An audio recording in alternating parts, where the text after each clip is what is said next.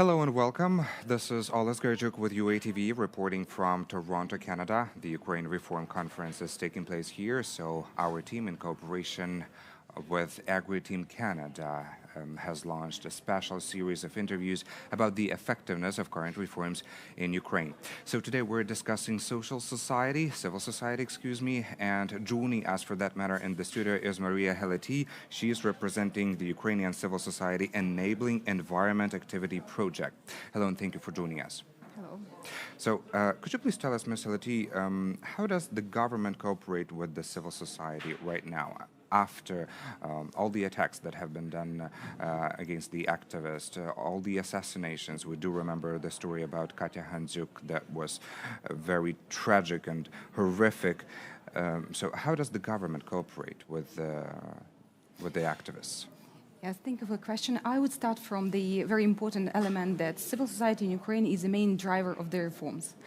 We know That's that true. many reforms were implemented due to efforts of civil society. Due to the push. Due to push, and many reforms were actually developed by civil society. Civil society organizations, they developed legislative proposals, they developed draft laws, they developed also analysis for different issues. They worked together with parliament, with the cabinet of ministers and presidential administrations, and they were successful. And actually, it is true about the period just after Maidan till 2016, when the asset declaration for public officials was adopted. It was a big push from the civil society, basically by anti-corruption organizations, and therefore public authorities. They didn't really understand this push. They didn't understand, and they were not happy with this approach. Course, they were unhappy. Yes, they were unhappy, and therefore they decided to continue their attacks on civil society. First, they started from introducing of asset declaration for civil society activists, basically anti-corruption one, but as a retaliatory measure. Yes, exactly. And then what happened? Then tried to introduce additional financial reporting for civil society organizations, which envisage disclosures of personal data of people involved in activities. And so this all thing was putting in danger the work of the civil society activists. Exactly, and basically many civil society activists were under threat that one day they would be prosecuted by our law enforcement agencies due to undeclaring of something, or due to declaring not all assets would they have, and it's actually wrong because it's against human rights. That is true. Thanks to Venice Commission, which issued its opinion, joint opinion of OSCE and the Council of Europe opinion, that this law on asset declaration for civil society activists is against human rights, and it should be abolished. Unfortunately, civil society activists should declare all their assets for 2017 and 2018 year, and only this year, on June, this requirement was repealed by the Constitutional Court.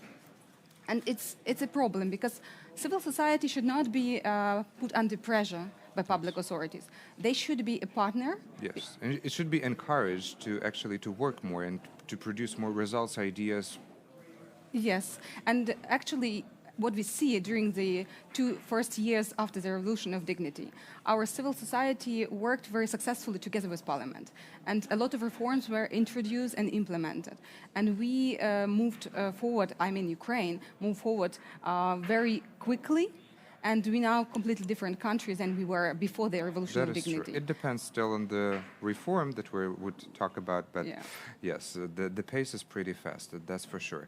But what has changed after 2016? You said that at this 2016, when the e-declaration for public officials was introduced, then that was an extreme period, that was some heated phase between in the cooperation between the government and the civil society.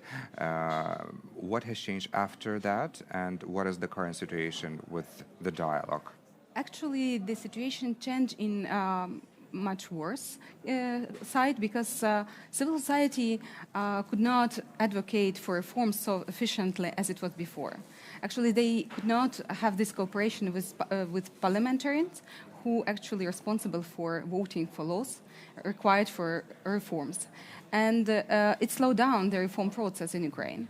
It's slowed down that many reforms, for example, electoral reform, we could not still adopt it. Also, other reforms which were very important. Also, a lot of bylaws required for a lot of laws required for decentralization were not adopted. A lot of legislation for improving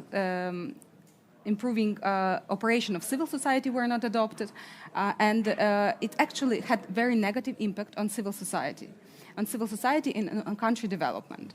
How can we address this issue? And civil society tried to build this partnership with the presidential administration, with MPs, but they kind of boycotted all efforts of civil society. Even the new president, Volodymyr Zelensky?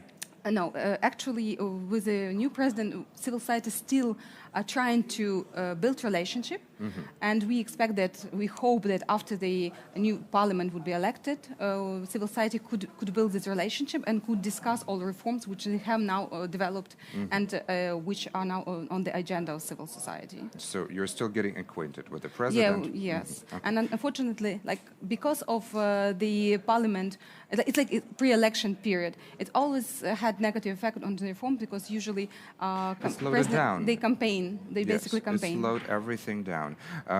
We are running out of time. We basically have only 3 minutes. Could you please tell how to develop this legal framework for civil society?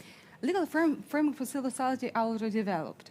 We have a lot of draft laws registered in the parliament. For example, draft law on introducing online registration for civil society organizations. Also, we have a draft law for improving tax benefits for those for companies donating to civil society organizations. We also have on our agenda draft law on humanitarian assistance, because it's very important, as Ukrainian civil society organizations support our IDPs.